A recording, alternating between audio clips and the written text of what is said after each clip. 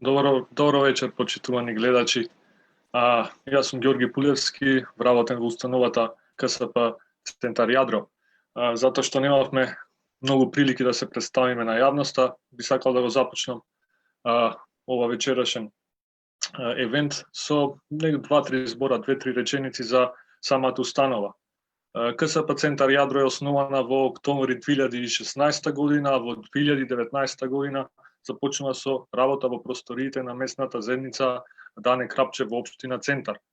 КСП Центар Јадро е јавна установа од областа на културата, формирана по принципот на цивилно јавно партнерство за потребите на заедницата.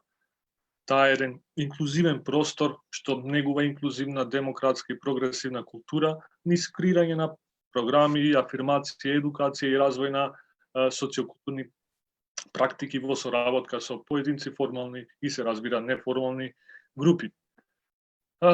Малку за предавањето, сега поради ситуацијата во која се наоѓаме, приморани сме дел од нашите активности да ги одржиме онлайн, така што однапред се извинуваме за сите евентуални технички проблеми.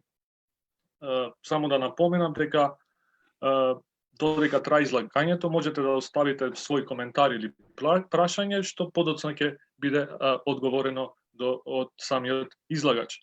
За излагачот денес, тоа е Кире Василев, тој е магистар по студии за развој и труд при Универзитетот на Лондон СОАС. Членувал во неколку левичарски активистички организации и е автор и коавтор на неколку студии за трудот и работничките права.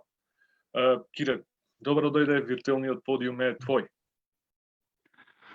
Благодарам, Ѓорги.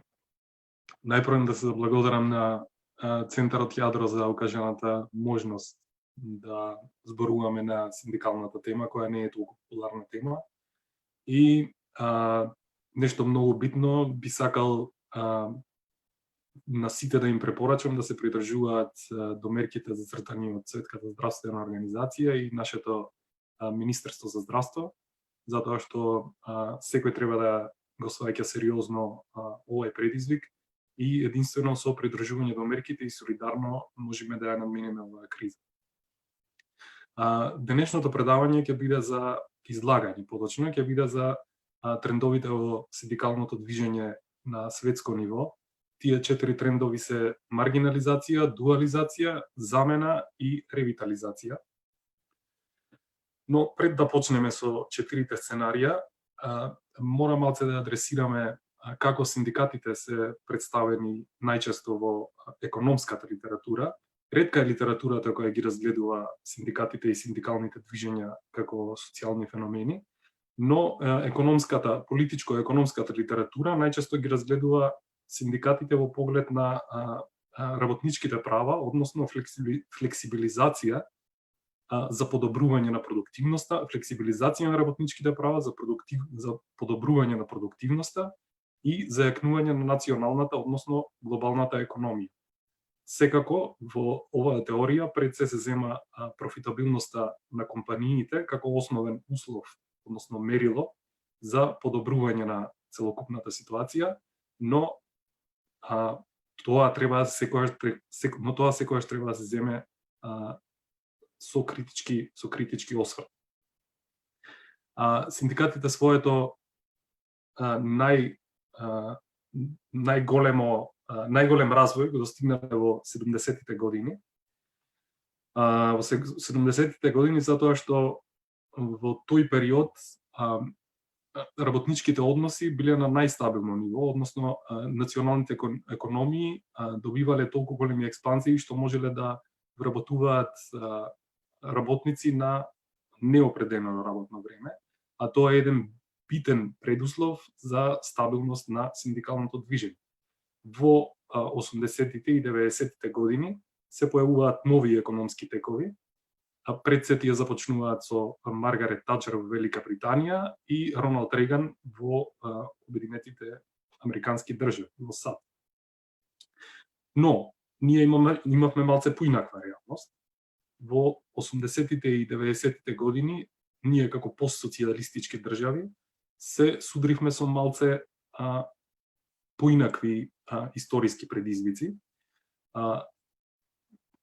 Приватизацијата беше оној процес кој започна во таа декада и со приватизацијата и со введување на либералните економски мерки, командната економија отпаѓа како процес на економско планирање, така отпаѓаат и синдикатите со нивното значење во целокупната економска структура. Тие стануваат независни организации кои веќе не се дел од системот, а со тоа почнуваат да губат инфраструктурата и ресурсите. Синдикатите почнуваат да бидат подредени кон газдите, се уваат натрешни несогласувања, на крајот тие синдикати се вклучени, обезвреднети и осиромашени се вклучени во економско-социјалните совети. Таа тема треба посебно да се разгледува, доколку сакаме подобро да запознаеме историските предизвици со кои се соочиле нашите македонски синдикати. А што се однесува до синдикатите на западните држави, односно во европските држави и САД, како што кажав претходно, во 70-тите години беше пикот на таа социјалдемократска економија, која обезбедуваше стабилни работни места, а со тоа и синдикатите бележеа пораст. Но со новите економски мерки на Тачер и Реган се спроведена на серија на антисиндикални економски политики. Тие антисиндикални економски политики беа во прилог на глобализацијата и на зголемување на профитот на големите компании. Иако во тие години синдикатите се рачунаа како антиекономски актери, позитивната улога на синдикатите не може да биде занемарена. Детската експлоатација, трудовото робство, платата за основна репродукција, 8-часовен работен ден, правото на стабилна работа, правото на минимална плата, безбедност и здравје при работа и добар социјален диалог. Сите се тие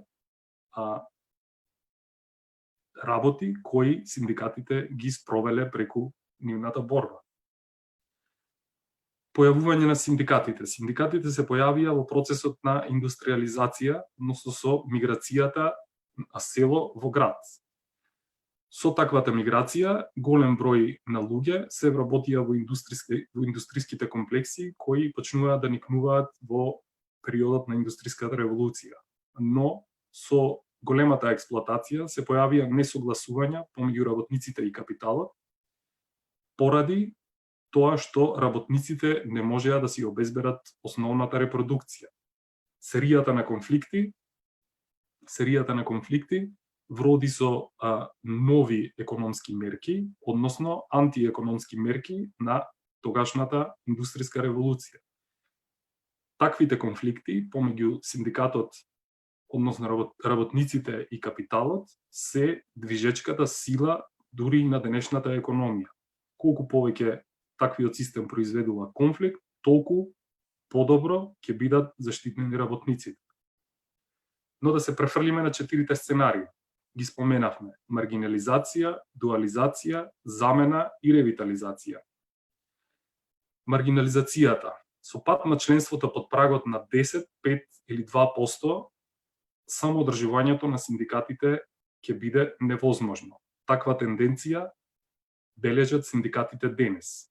Меѓународната организација на трудот предупредува дека доколку трендот на опаѓање продолжи со вакво темпо во наредните 20 или 30 години, синдикатите ќе изумрат. Причини за маргинализација.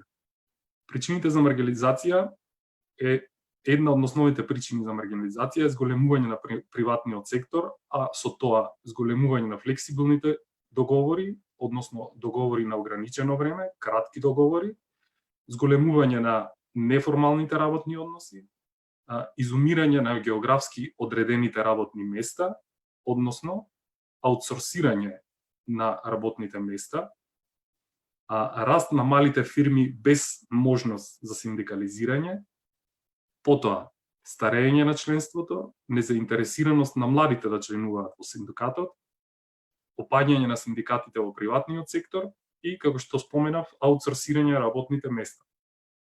Сите овие индикатори треба поединечно да се разгледуваат и во секоја држава треба да се спроведат поинакви мерки.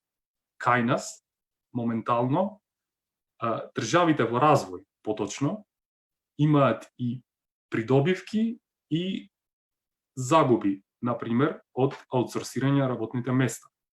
Постојано во Македонија се зголемува бројот на дигитални работници кои работат на различни интернет платформи без можност да си го платат својот работен и здравствен стаж. Но од друга страна, тие договори и тие работни места ја обезбедуваат основната им екзистенција, а со тоа и репродукцијата на индивидуата. Причини за маргинализација понатаму. Падот на индустриските штрајкови, односно забележани се примери во 80-тите и 90-тите години на минатиот век на плаќање на штрајк брейкери, односно тоа се лоби групи кои работат внатре во синдикатите, но против синдикатите. Со тоа се губи солидарноста и ресурсите со кои располагаат синдикатите. Понатаму, неможноста за организирање на штрајк или пак упаѓање на членството на синдикатите, со тоа и губење на нивната моќ, значеше дека мора да се најде поинаков начин како синдикалните мерки да се спроведат во економската структура на одредена држава. Со тоа синдикатите беа вметнати во економско-социјалните совети, односно институции кои немаат некоја посебна моќ во одредени држави, но можат да разговараат, односно да дискутираат за мерки со тоа како да се подобрат работничките права. Маргинализацијата е исто така голем проблем, затоа што синдикатите по 80-тите, 90-тите години на минатиот век направија одвојување од политичката левица. Одвојувањето на политичката левица значеше дека синдикатите сега можат да се бават само со внатрешните проблеми, да се преокупираат со проблемите кои ги раѓа националната економија. Со тоа се изгуби секаков начин на меѓународна солидарност, затоа што синдикатите во Германија и синдикатите во Македонија имаат различни економски интереси. Дуализација. Дуализацијата е процес кој се јавува со јавување на внатрешните конфликти внатре во синдикатот. Новите економски мерки кои налагаат прекарна, нестабилна и краткорочна работа, јавуваат поинакви односи внатре синдикалната структура. Па така, например, големите претпријатија со стабилни работни места може да не се согласуваат со малите претпријатија со не толку стабилни работни места околу тоа кои работни договори и какви работни договори треба да се поддржуваат. Дуализацијата може да биде проблем и помеѓу внатрешните и надворешните членови, односно членови кои долги години се во синдикатот и членови со кои треба синдикатот да се солидаризира, односно надворешни членови кои имаат прекарна или неформална работа. Понатаму се јавува дуализација на големи спротив мали синдикати, стари против млади синдикати и стари против млади членови во синдикатот, постојано вработени спроти привремени вработени, формални спроти неформално вработени и работнички совети спроти синдикати. Успешни примери за справување со дуализацијата се Белгија и Германија. Белгија се јавува како модел кој преговорите околу платите, работното време и вработувањето е поделено помеѓу националното, секторално ниво и локалното, односно ниво на предпријатие. Овој модел се смета за најуспешен модел, посебно за вклучување на работниците со привремени договори. Од друга страна, успешен пример е и Германија. Во Германија синдикатите станаа обединети околу синдикалната борба за минимална плата.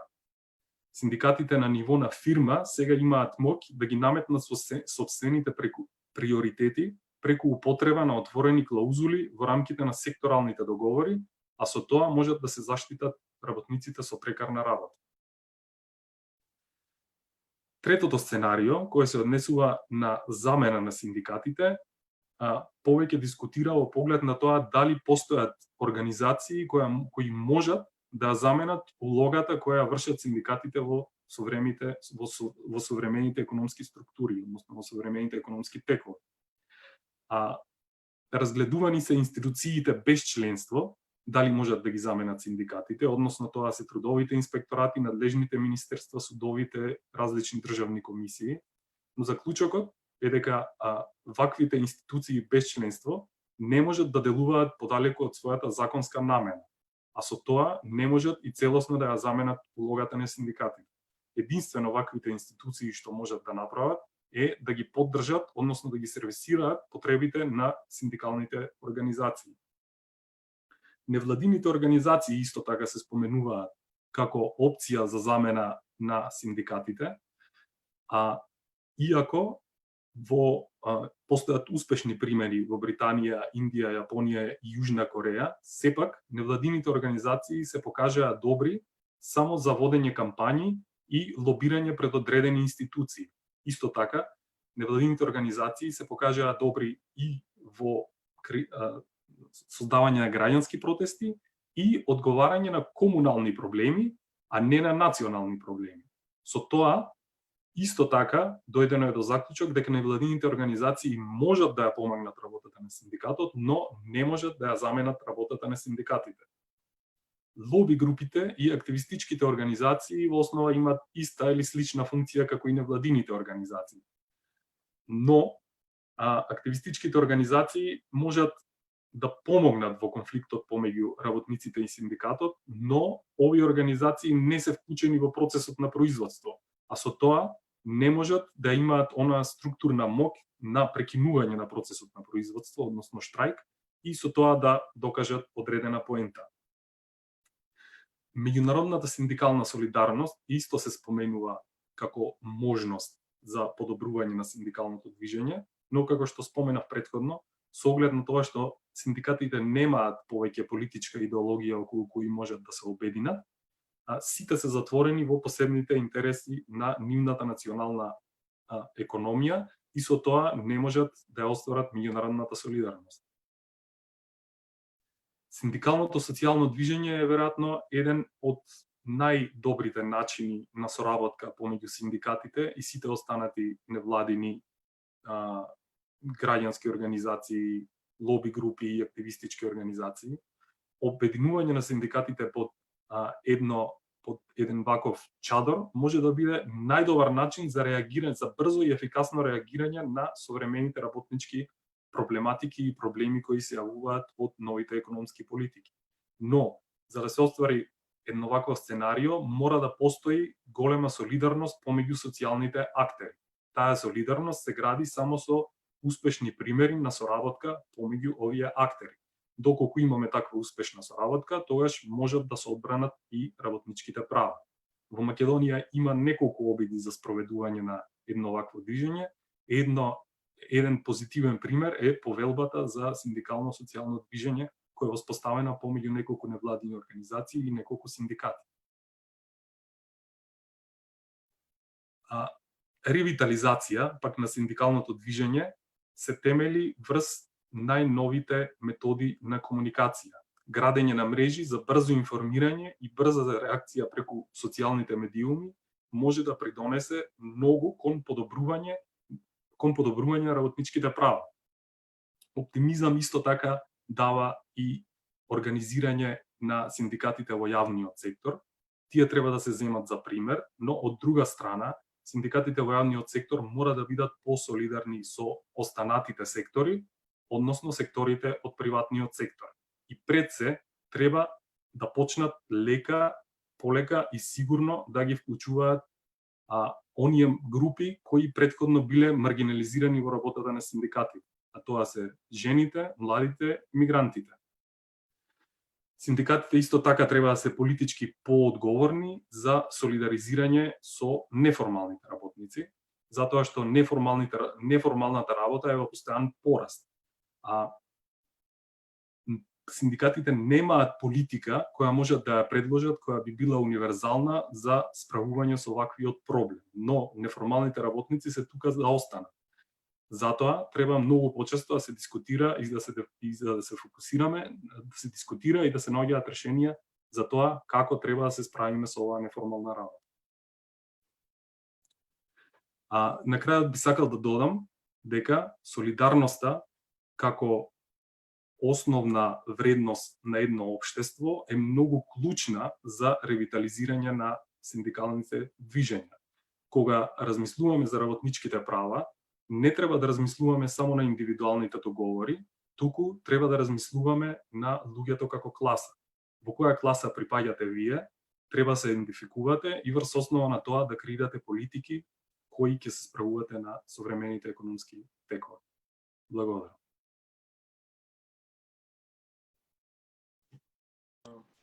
Фала ти, Кире. Ако нема некој друг коментар, јас би поставил едно мое видување или прашање во однос на културната сцена, тоест културните работници. Кога станува збор за нивните права, тие се во, би рекол, една тешка ситуација, затоа што дури нивната работа често не ни се перцепира дека таа ствара труд и ствара некоја вредност. Колку е, што би советувал како искусен теоретичар, да кажеме, и внимателен работник во оваа сфера со однос на синдикатите и анализите што ги правиш внатре во нив, што да се усмерат тие во однос на синдикално организирање или работнички права, затоа што тие се голем дел од таа прекаријатна позиција и често, иако соработуваат години на нас, долги години на нас, со Министерство за култура, со градовите, тоест со локалните институции, често знаат да се, да речеме, во немилост, ако се случи некоја ситуација, затоа што не можат да преговараат на еден така официјален начин за остварување на своите права. Имало се разбира, имало и поголеми бирократски синдикати, се стварат нови, ги спомна повелбата за солидарност, има други помали синдикати кои сега имаат ново членство. Како да се насочат овие културни работници во оваа сфера за да се може да се заштитат?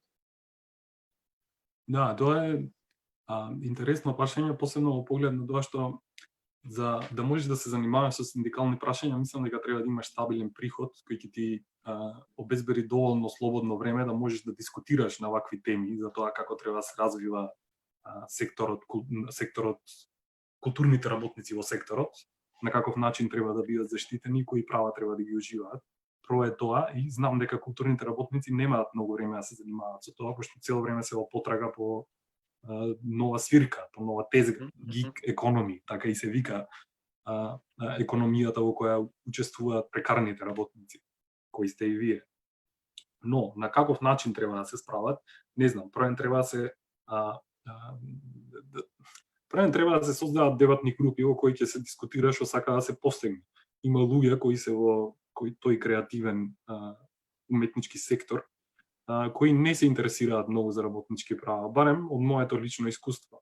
Сега, доколку не се гледаат тие културни работници како класа за себе, многу ќе биде тешко да се наметне и по-универзално решение. Како што кажав претходно, таквите слаби, односно мали, односно краткорочни договори и не оставаат голем простор за солидарност помеѓу креативните работници. Има начини, не дека не постојат начини, апсолутно постојат многу начини на кои можат да се справат тие работници како класа, но викам дека прво треба да го потегнат тоа прашање меѓу себе. Како сакат да развиваат нивната не само работна етика, туку правецот во кој ќе се одвива нивната професија е прашање само кое тие можат да го одговорат. Затоа што ето имаме коментар дека треба малце можеби поспецифични да сме за Македонија. Би сакала да те прашам баш за синдикатите во Македонија. Како што спомна, синдикатите во Белгија, Германија имаат некоја успешност со задржување на членството, но познавајќи малце, читајќи за нив, знам дека тие доста се признаени како дел од граѓанското општество. Тоа значи дека функционираат и по тие параметри во однос на действување можеби како лоби група, действување како невладина, да кажем, организација која аплицира на фондови и слично, по таа практика, не дека се туку аплицираат на домашни странски фондации. Дали мислиш дека можеби синдикатите во една ваква либерална демократија како што сме ние, дека синдикатите треба да станат такви?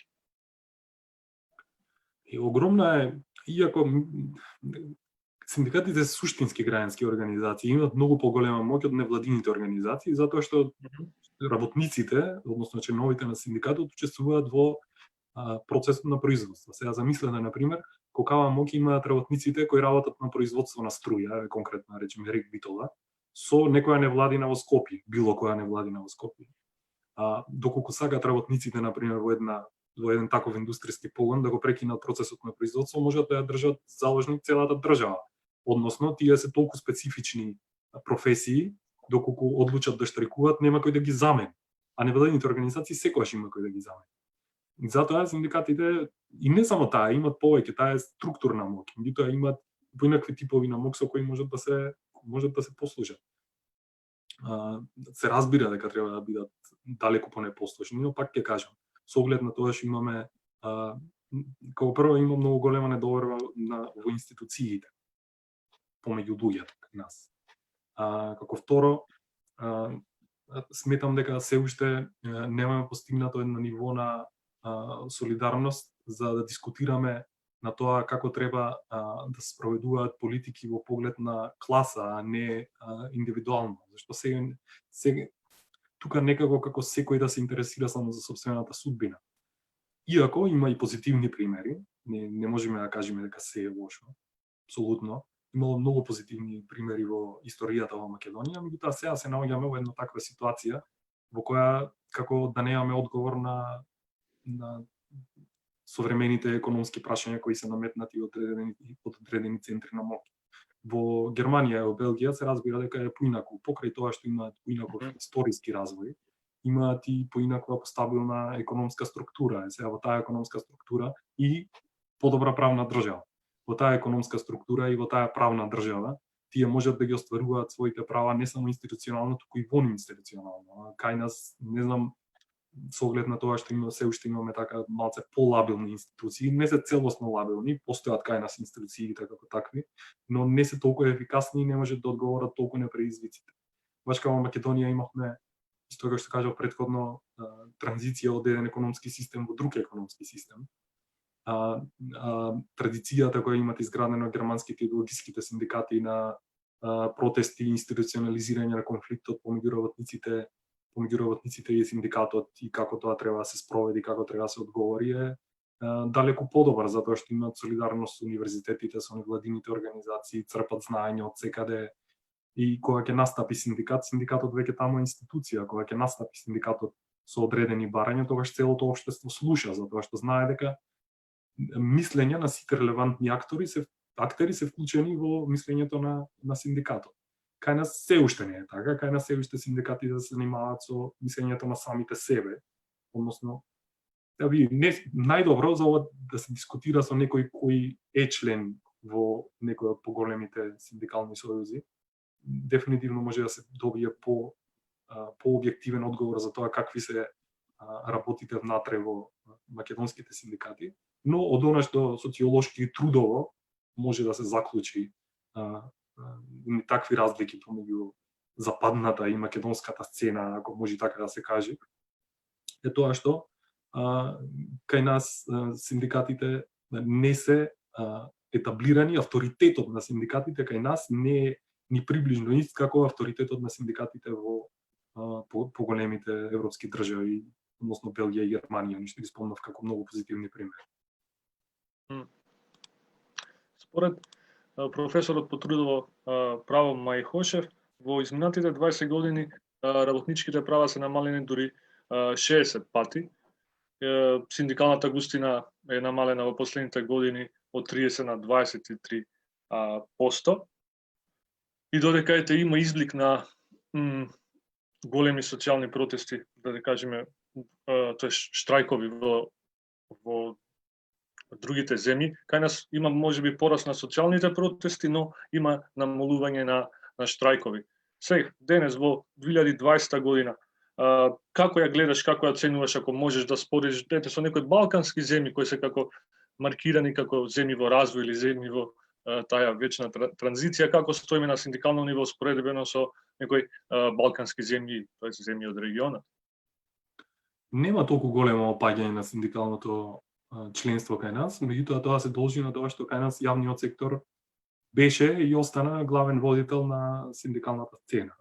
Јавниот сектор кај нас не опаѓа, се зголемува, така да синдикатите остануваат горе. Кај нас имаме проблем со синдикатите во приватниот сектор, посебно имаме проблем со тоа што економската структура на македонското општество е таква што најголемиот процент се мали и средни компании, нема големи компании. Иако кај нас нема ограничување на тоа колку луѓе можат да оформат синдикат, сепак доколку имаш фирма 4, 5 или 10 работници, тешко е да оформиш синдикат. Директно преговараш со газдата за условите и заплатите.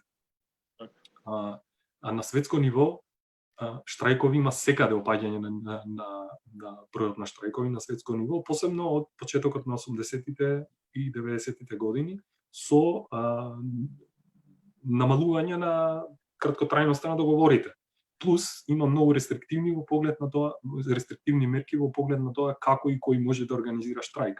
Сега е веќе многу тешко да се организира штрајк, а таквите економски мерки, односно тоа е мерка која е преземена, рестрикција на штрајкот е мерка која е преземена во интерес на економските политики на развој, затоа што многу голем проблем, односно компетитивен проблем би било доколку некоја голема компанија престане да произведува и така националната економија не автоматски станува помалку компетитивна од некои други национални економии. Така да секој штрајк испаѓа дека е од национален интерес за националниот економски развој. Некој чуден парадоксален начин се, малце е преувеличување, меѓутоа во мали држави како нашата, горе-долу е такво.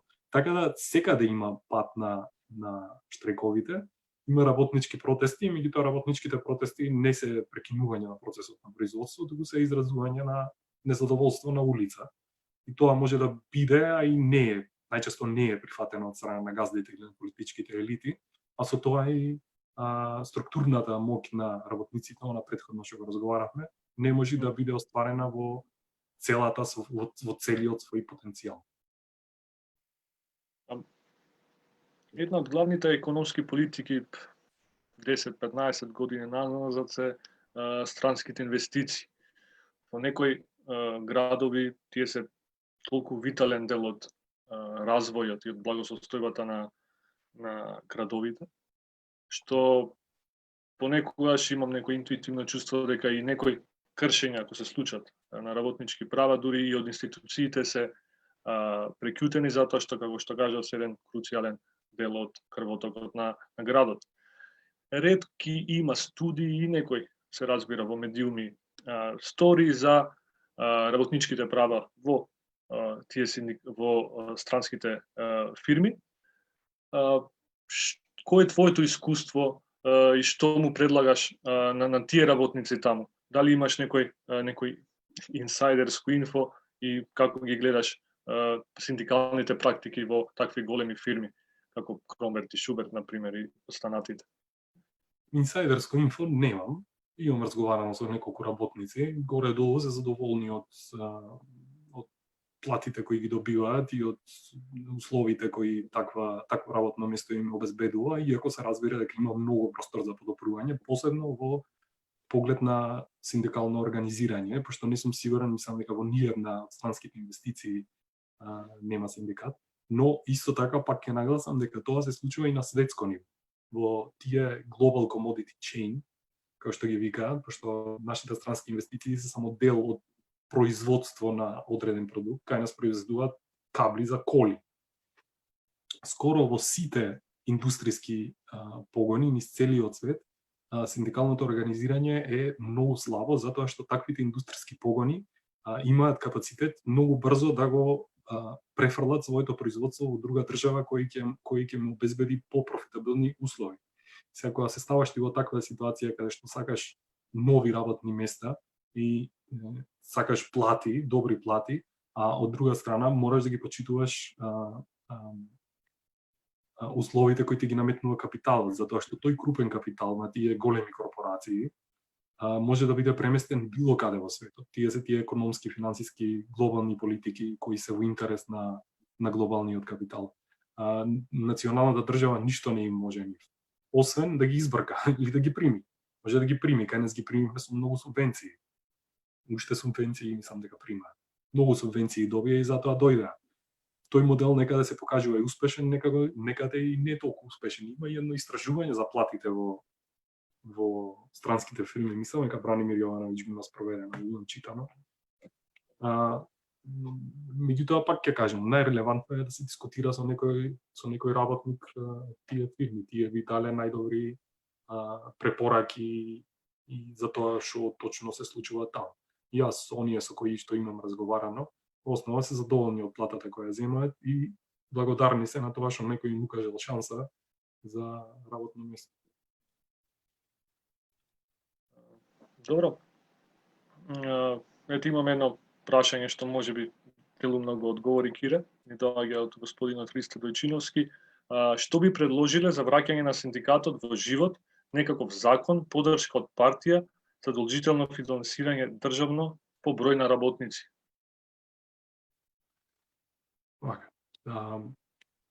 Не би препорачал нешто надворешно да се случи во поглед на тоа како функционираат синдикатите. Синдикатите мора да си решат проблемите од внатре. Прво треба да се јави поголема свест за да се зголеми солидарноста помеѓу работните групи. Доколку нема солидарност помеѓу нив, нема да има ни синдикат. Реално тоа е првиот предуслов за тоа дека некој треба да дојде со закон или со не знам што да им ја подобри ситуацијата е малце промена од озгора. Таквата промена од озгора, ако денес е позитивна, утре ќе биде негативна. И плюс со таквата промена од озгора, авторитетот на синдикатот никогаш не може да биде етаблиран помеѓу општеството. Ако сака синдикатот да си го наметни својот синдикатот, ова синдикатите поточно, ако сакаат синдикатите да си го наметнат својот авторитет, тие мора да се изборат за својот авторитет. Тоа е толку едноставно. Барем јас така мислам. Сега ако има нешто поконкретно слушателот да постави, порадо би го одговорил. Добро. Јас ако нема некој друг коментар, јас за крај би те прашал или би ти дал еден простор за да упатиш апел, посебно до младите луѓе кои тие треба сега да му дадат една нова сила на синдикатите, апел до нив, зошто се некои најбитни карактеристики, зошто тие треба како млади луѓе да се вклучат во синдикатите и во синдикалната борба. Тоа дека сте дел од работниот процес и ја добивате платата, тоа е само тогаш само се грижите за приватната сфера и за приватниот живот. Се она што го правите надвор од работниот процес, а се однесува на општеството во широко, сето тоа е синдикална борба. Доколку сакате да го подобрите општеството како млади работници, треба да членувате во синдикат и во синдикатите ги потегнувате прашањата за решавање на одредени општествени проблеми. Тоа се покажува низ целиот свет како најуспешен модел на јавно активистичко ангажирање. Пред да те пуштиме, Кире, ни дојде уште едно прашање, па ни дозволиш да те прашаме. Ни доаѓа од господинот Боби Кочовски. Тој прашува дали сметате дека синдикатите и невладините организации во Република Македонија се политизирани и работат на штета на работничката класа, а во корист на некои партиски агенди? Прво треба да се тргне да се направи голема разлика помеѓу политизација и партизација. Синдикатите, младите и сите други треба да бидат политизирани во смисла на тоа дека треба да размислуваат за политички решенија на општествените проблеми. Тоа не значи дека треба да се занимаваат со политиканство, односно да се занимаваат со рекла казала на политичките елити, туку сериозно да ги погледнат проблемите и да почнат да ги дискутираат. Дали постои партизација на таквите организации? Претпоставувам дека постои. Да, тоа е феномен кој постои секаде во светот, меѓутоа кај нас е некако пренагласен и предоминантен.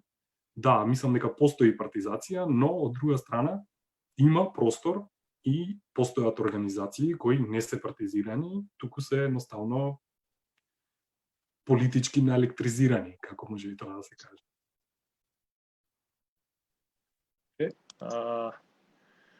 Добро, ако немаш некој прашање, Кире, ти благодарам за исцрпното предавање и одговорите што ги даде на коментарите на нашите гледачи.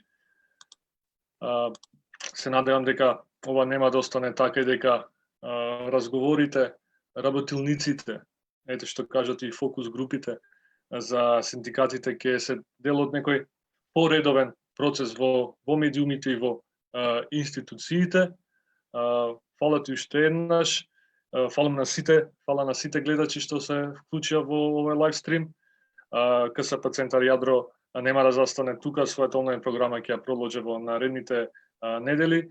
Се замолуваат сите ако сакат да кликнат нашиот профил, да кликнат лайк, шер, да му кажат на своите пријатели и пријателки за нашата институција и за нашата програма што ќе следува. Фала ми на сите и добра ноќ.